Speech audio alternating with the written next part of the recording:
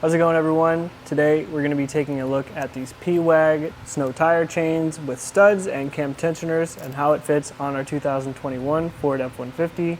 These are going to be on tire size 275/65R18. Check the fit guide at etrailer.com to get the right fit for your tires. Also, as per the owner's manual, we do have them on the rear axle, so make sure you double check and put them on the right axle for your car. But basically, these are going to be some of the most aggressive chains you can get. They're for off-road use only, so let's check out why that is. Chains are a ladder pattern, which means they go straight across our tire, parallel to one another. It's going to help a lot with starting and stopping. With this design and these studs specifically, you're definitely going to feel these while you're moving, but it's probably not going to be a huge concern if you're using these for this application. Taking a closer look at the studs, they are 7mm and they are aggressive, so that's going to help you bite into snow and ice, especially for those off-road uses.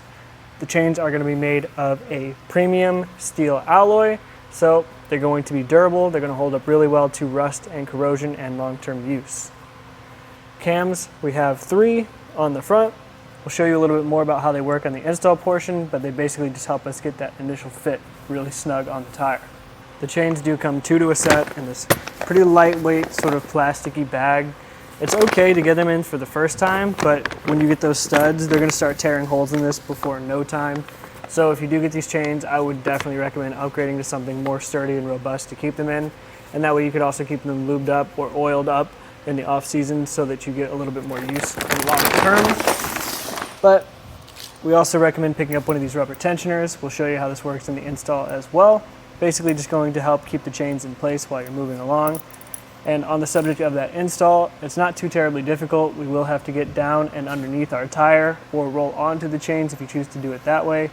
In either case, we recommend trying it out in your garage beforehand before you're stranded somewhere trying to figure it out. But we can walk you through that process right now. To begin, the first thing we like to do is just lay the chains out flat and center them up in front of the tire.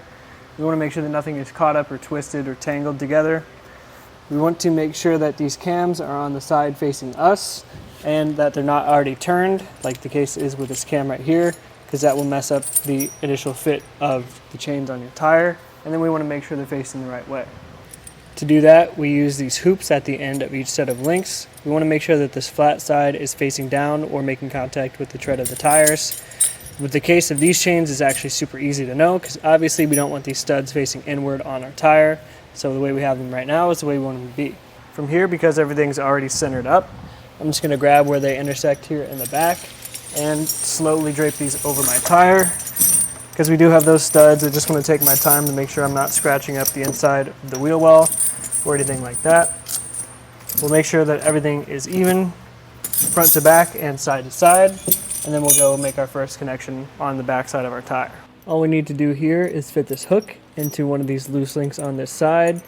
In our case, I might go for the second one. Just fit that hook into this link. That looks pretty good to me. We can come back and adjust it if we need to based on the front, but we still do have those cams to tighten. On the front side, our connection is the same thing. Just hook into the loose link. And as you can see right now, it is still pretty loose, but let's tighten those cams up and see if we don't get any more tension on our chains. So we're going to use this provided tool.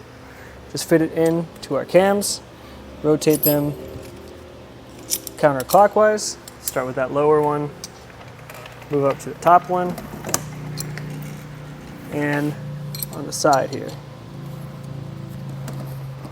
So with all of those turned, you can see now we have a really nice snug fit.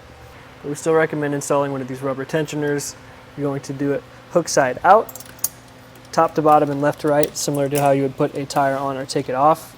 This is just going to provide a little bit more stability while you're moving. Chains are going to shift around a little bit, and this is going to help try to keep everything in place. Once you have the tensioner and the chains installed, make sure you repeat this process for your passenger side. Roll forward or backwards a few feet either way just to make sure everything stays in place and that it's secure, and then you're ready to go. Overall, if you are looking for the most aggressive chain that you can put on this tire, this is going to be it for you. Again, it is not for on-road use purposes, so if you need it for forestry or some sort of off-road application, this is going to be the way to go.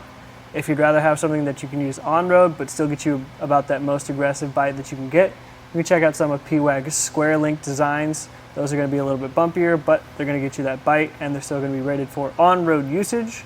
If you are just looking for off-road, these are a great option. This again was just a quick look at the Pewag twist link with the studs and the cam tensioners and how they fit on our 2021 Ford F-150.